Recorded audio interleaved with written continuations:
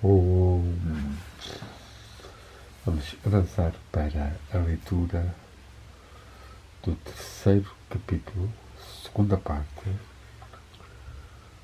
da obra Das Buch vom Jenseits, o livro do Além, de Bo Inha, terceiro capítulo das Einzig Wirkliche.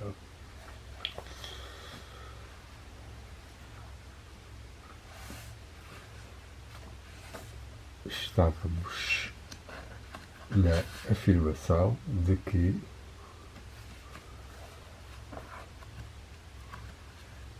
o ser humano tem uma capacidade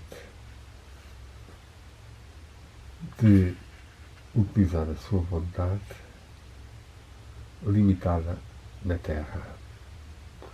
Quando passa para o outro lado, deixa de estar tão limitada, passando a funcionar com outros sentidos, com os sentidos do corpo espiritual, algo que nós deveríamos começar a desenvolver aqui na Terra.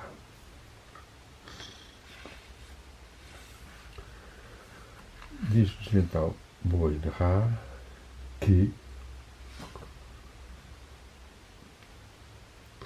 isto explica-te porque é insensato acreditar que os mortos a este mundo terrestre se possam materializar para entrar em relação com os habitantes deste nível terreno. Isso significaria que aqueles que finalmente se libertaram do constrangimento hipnótico, do modo de percepção física, pudessem sucumbir de novo a tal. Mesmo se isso fosse possível, segundo as leis naturais, eles não saberiam querer um tal retorno, pois a vontade está então já liberta da sua própria empresa hipnótica, independentemente do facto que o modo sensorial físico de percepção só se pode exercer através das funções dos órgãos físicos. Tal como eu já disse, tudo o que durante as sessões espíritas foi tomado como a materialização de um ser já morto, de igual modo como todo o fenómeno físico que possa nessas sessões espíritas ser observado, são obras exclusivas de seres que, em geral, escapando à percepção dos sentidos físicos do homem, não deixam por isso de pertencer ao mundo físico. O seu organismo invisível não é de forma alguma de natureza espiritual. E mais, eles não podem perceber nada do domínio ou do âmbito ou da frequência vibratória do espírito. Porém, eles dispõem órgãos sensoriais altamente desenvolvidos nos seus corpos físicos para o ser humano terrestre normalmente invisíveis. Estes órgãos são, é verdade, de natureza física e não produzem como modo de percepção deste mundo de cá. Contudo, as suas faculdades funcionais ultrapassam extraordinariamente as dos órgãos sensoriais do homem da Terra. Além disso, estes seres estão dotados de sentidos que o ser humano terrestre não possui ainda e que ele procura, bem ou mal, substituir por aparelhos mecânicos. Estes seres de que se trata, invisíveis ao olho humano, mas que muitos animais na Terra, contudo, percebem muito nitidamente, são capazes, por pouco tempo e usando forças humanas de adotar formas que os sentidos físicos dos seres humanos percebem. Então, a produção e o emprego destas formas temporariamente opera-se devido a uma espécie de amálgama desses seres com a vontade de certos seres humanos chamados os médiuns e pela utilização simultânea da sua alma animal.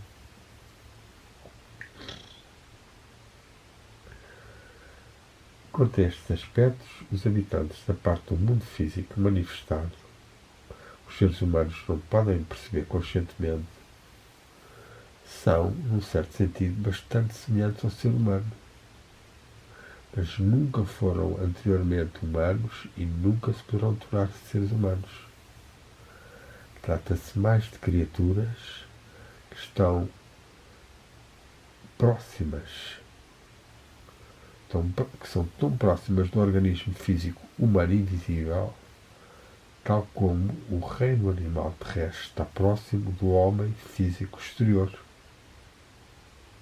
O campo de ação querido pela natureza, ou desejado pela natureza, ou atribuído pela natureza a estes seres, encontra-se nas regiões interiores da construção orgânica do mundo físico. Os gnomos, os duendes, os sénios da terra, do ar, das águas, de que falam as velhas legendas e histórias, se faz abstração do que foi acrescentos devidos à imaginação popular, evidentemente, são, na maior parte dos casos, representados de um modo que a presunção sempre parece justificada de não os ver apenas como ficções poéticas, mas antes testemunhos de experiências feitas pelas pessoas humanas da Terra. O facto de serem designados pelo nome de espíritos da natureza não deve fazer-nos esquecer que se trata de seres dotados de sentidos físicos, mas para os quais a face espiritual do mundo das causas é não só inacessível, mas ainda inexistente, no sentido que eles são incapazes de tomar consciência.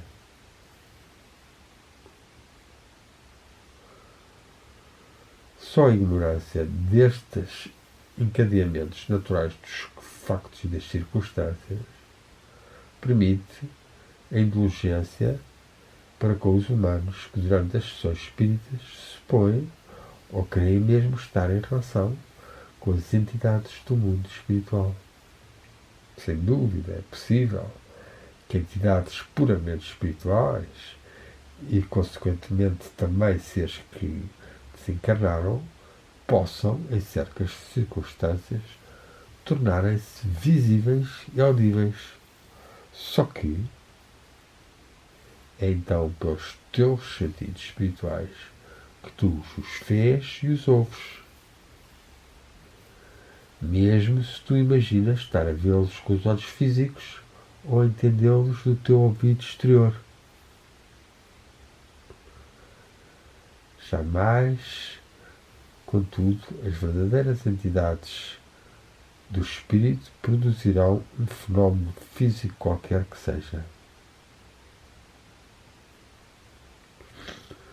Para que tu possas, pelos teus sentidos espirituais, perceber uma entidade espiritual real, é preciso que te liberem momentaneamente, a partir do plano espiritual, da hipnose, do modo físico-sensorial de percepção.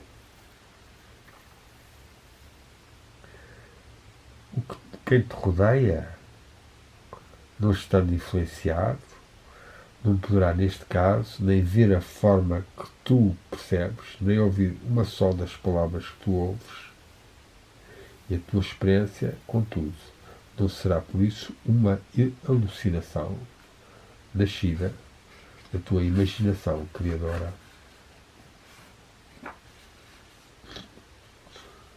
Isto acontece de vivenciares, sem teres procurado, uma experiência verdadeiramente espiritual, aceita com sentimento de veneração, encerra no teu coração isso que te foi dado, de experimentares, de vivenciares.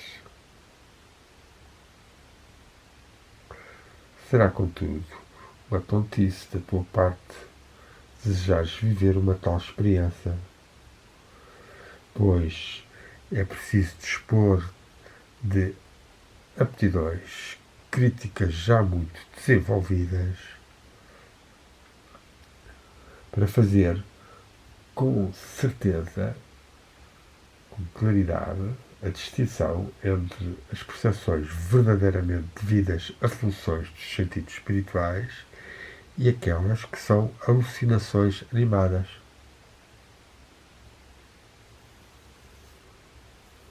Ora, tu não tens certamente vontade de ver aparecer diante de ti um espírito, do qual tu não sabes se se trata de uma simples projeção da tua própria imagem operando sobre uma máscara qualquer. O caso da percepção sensorial espiritual autêntica são tão extraordinários, extraordinariamente raros, que fazeremos bem de não acreditar numa intervenção real do mundo espiritual, senão quando a crítica mais rigorosa exclui ou tem que excluir qualquer causa de possibilidade de alucinação. Somente uma rica experiência pode aprender a julgar no caso, e isso só pertence a seres dos quais os sentidos espirituais estão despertos para sempre. Esses sim poderão fazer um julgamento seguro.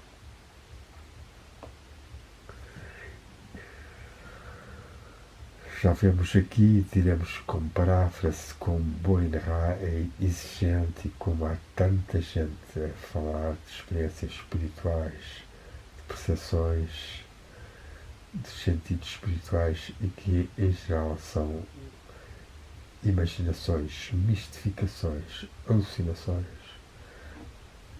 Estão nos fenómenos de canalizações e de intraterrenos e de extraterrenos. 90% é imaginação.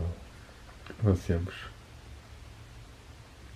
Por outro lado, o que se chama evidência não é a faculdade de se perceberem os factos e as coisas espirituais. O vidente está simplesmente num estado que permite perceber as coisas do mundo físico, longínquas no tempo ou no espaço, por vezes mesmo aquelas do seu domínio invisível,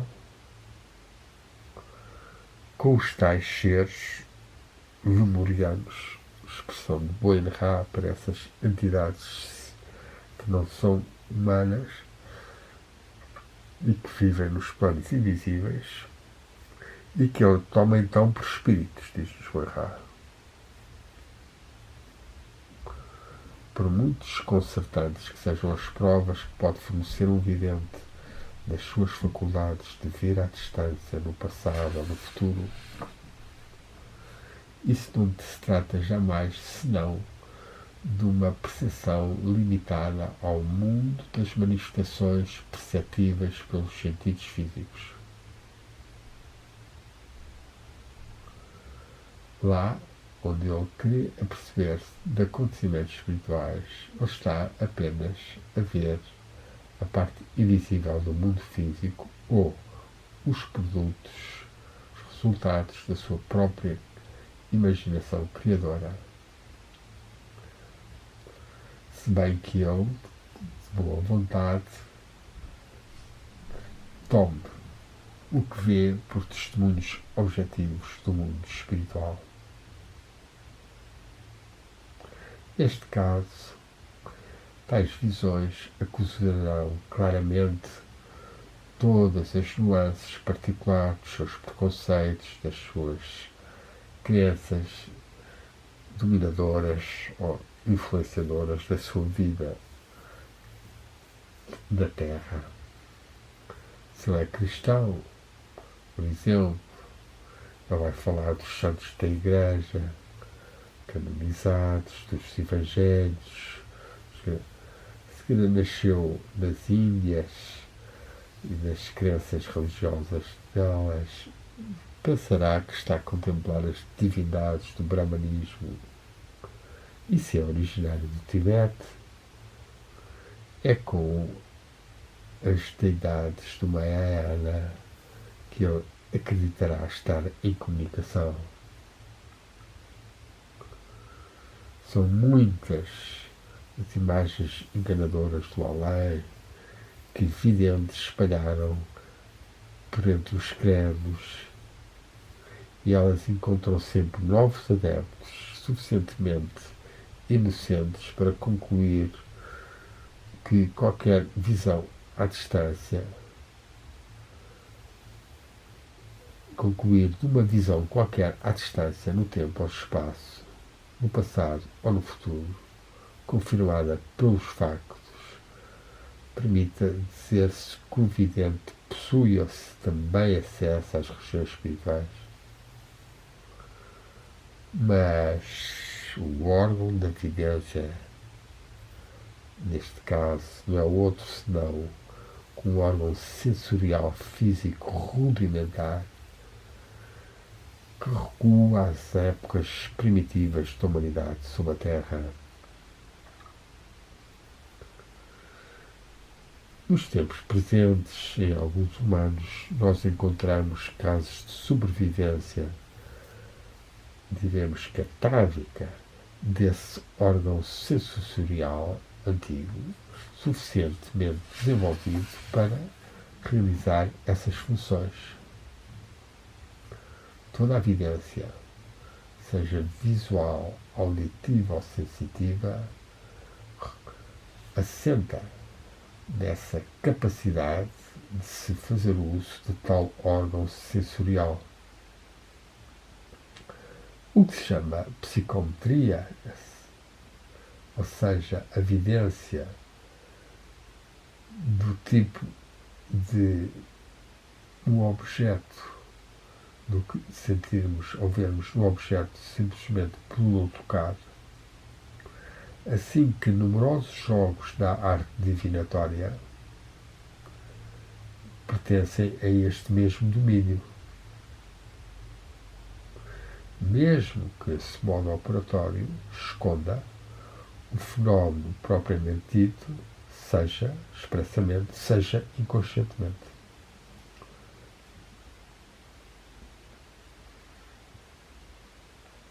Para aprender a compreender o que é o além, é preciso que tu te acostumes a distinguir no universo três reinos diferentes. Primeiro, o reino da forma física de percepção sensorial, ou seja, o mundo físico.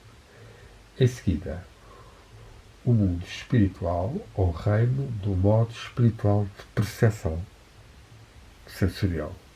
Ou seja, há uma percepção pelos sentidos, mas a partir do corpo espiritual ou do modo espiritual. Em terceiro lugar, terceiro reino, há o reino das forças ocultas, as forças escondidas do ser primordial, geradoras de causas dessa realidade única e eterna que determina todos os modos de percepção, assim como os mundos manifestados correspondentes, tanto na parte espiritual que na parte física do universo. Estas forças escondidas do ser, geradoras de causas, estão em ação no ser humano terrestre sob a forma de forças da alma. Quando numa vida humana estas forças se cristalizaram temporariamente no todo, elas adotam, por assim dizer, a cor, o colorido individual dessa pessoa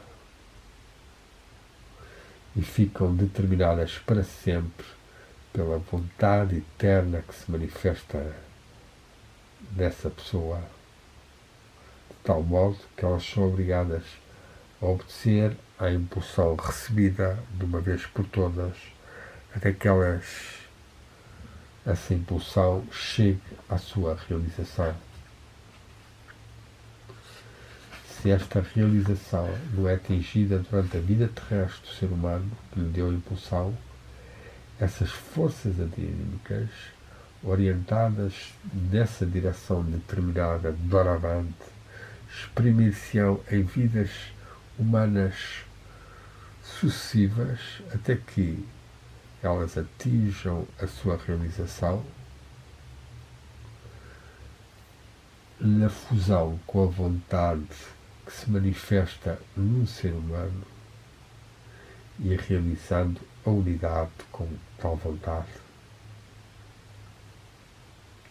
Isto é muito importante, este ensinamento de Buin Ra sobre as impulsões, os desejos, as aspirações que nós damos às forças anímicas e que, se não as realizamos, elas vão procurar ser realizadas noutros seres, e só quando elas são realizadas, de algum modo, é que nós ficaremos livres delas.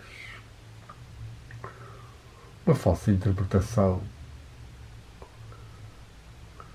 do que os povos do Oriente conseguiram perceber deste fenómeno induziu-os a acreditarem nas reencarnações sucessivas por nascimentos repetidos na Terra.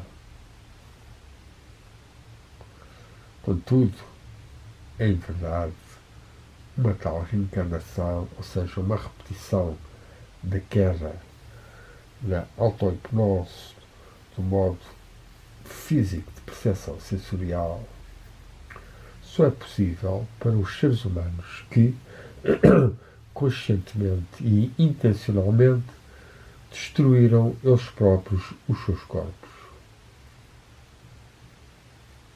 Entre parênteses, o que não é nunca o caso da obra da vontade eterna, mas sempre e unicamente uma tentativa de revolta do desejo. Isto é muito importante, esta crítica de Buin Ra ao suicídio, que não vem da vontade eterna e divina, mas sempre de uma revolta, de uma vontade menor do ser humano, do desejo.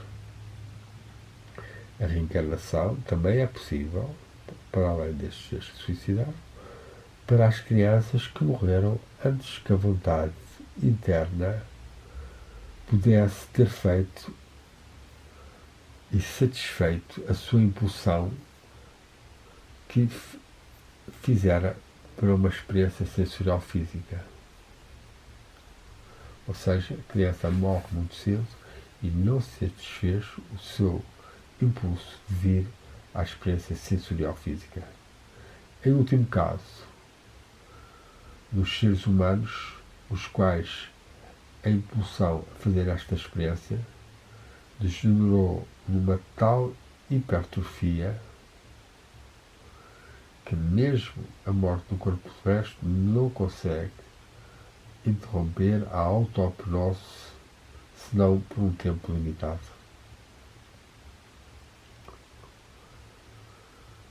Estes são obrigados a reencarnar de novo. A doutrina da reencarnação corresponde assim, portanto, pouco ao curso normal das coisas, tal como o suicídio ou a morte em idade muito baixa são para serem considerados como o fim normal da vida terrestre, tal como ela é prevista para todos os seres humanos. E quando surgem na tua mente lembranças ou intuições frágeis, surgem de hipóteses que já tenhas tido vidas anteriores na Terra. É possível até que essa impressão não seja enganadora e que sejas um caso particular, um exemplo desses casos particulares que permitem uma reencarnação. Contudo, será melhor abandonar essa questão até ao dia em que, depois da tua existência aqui embaixo, tu recebas no mundo espiritual a única resposta segura. O sentimento de teres anteriormente vivido sobre a Terra numa individualidade sem ser esta é sempre e com toda a certeza uma enganadora sensação, pois mesmo os 3 casos que permitem a reencarnação na Terra é sempre a mesma individualidade que no decorrer de cada nova encarnação permanece sempre desejosa de fazer ela própria a experiência terrestre. Pode-se admitir, com certeza, que todo ser humano, ou quase todo ser humano, se ele não está completamente desprovido de sensibilidade interior, sendo por vezes a intervenção de forças da alma que receberam já de pessoas antigas a sua impulsão inicial e que procuram agora chegar a levá-lo à realização dessas forças. Pode ser que elas apareçam ao ser humano diante dele, que experimenta então uma sensação, imagens de lembranças muito vivas na forma, saídas da vida de humanos que outrora deram a tais forças anímicas, agora em ação, a sua impulsão inicial. O erro consiste em crer que foi ele próprio, outrora, aquele de onde provém estas reminiscências de fatos pessoais. Mas tal noção apoia-se sobre uma experiência demasiado superficial. Cada indivíduo é uma emanação única e particular da vontade original.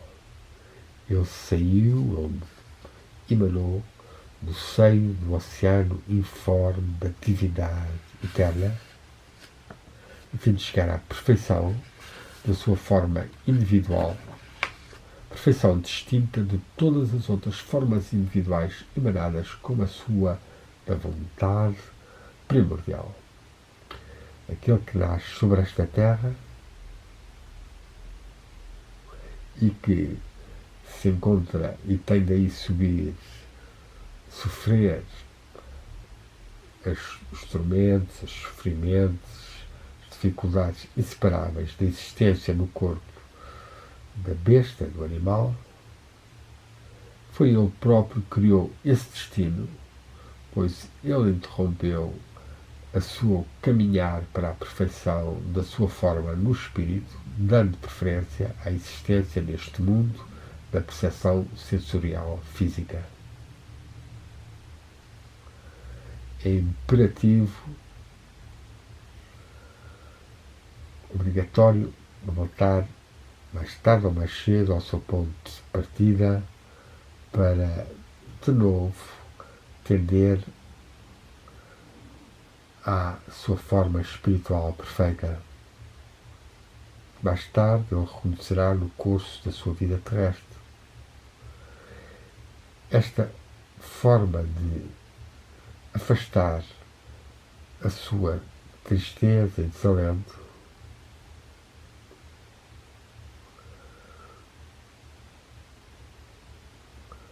mais ele poderá tirar utilidade da sua vida na Terra para o curso ulterior do caminho que lhe resta a percorrer para a perfeição.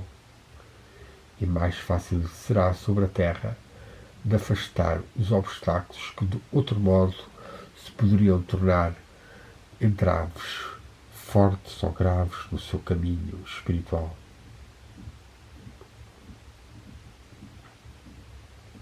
Mesmo quando o ser humano não consegue ainda na vida terrestre fazer uso consciente dos seus sentidos espirituais,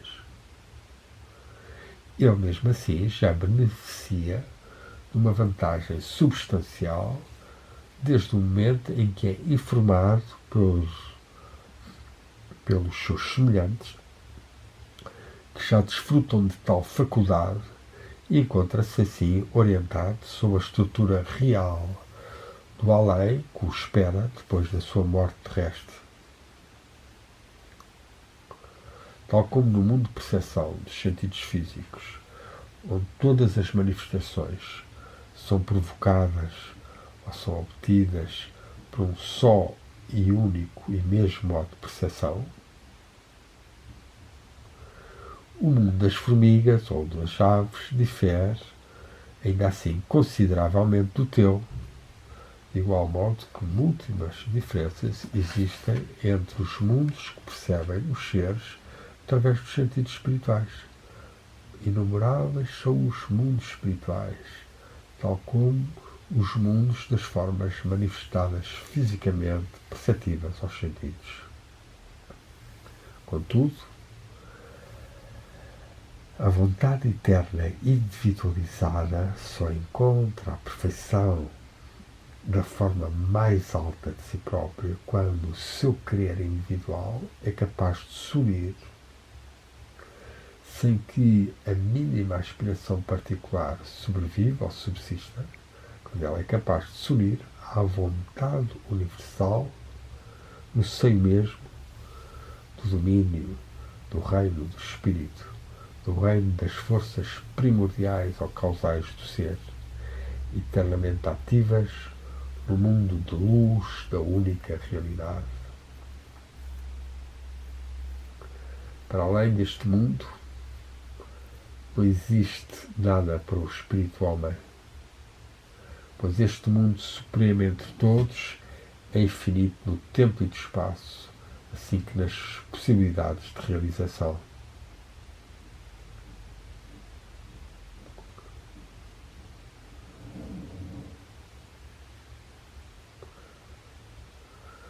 Tanto quanto este ser ilimitado, o oceano insondável, sem margens da divindade, possa ser acessível à consciência infinita, mas ainda assim limitada pela forma tomada pela vontade. Só tal acontece neste mundo supremo da luz, em cada uma das vontades eternas que aí já se encontram unificadas e cada uma consciente dela própria. Só aí é que o ser ilimitado, o oceano sem margens da divindade, é acessível à consciência. Uma consciência nesse momento infinita, pois são seres em cujas vontades eternas se encontra já uma unificação total, consciente de si próprio e da união e participação neste mundo supremo da luz, diremos nós. O que eu tentei explicar nestes 3 capítulos inclui tudo o que o ser humano pode captar aqui embaixo durante a sua vida terrestre, o mistério mais profundo da sua existência, tanto neste mundo como no outro, que o espera depois da sua morte terrestre. Tudo o que para além disto se conta sobre o além, trata-se de inventações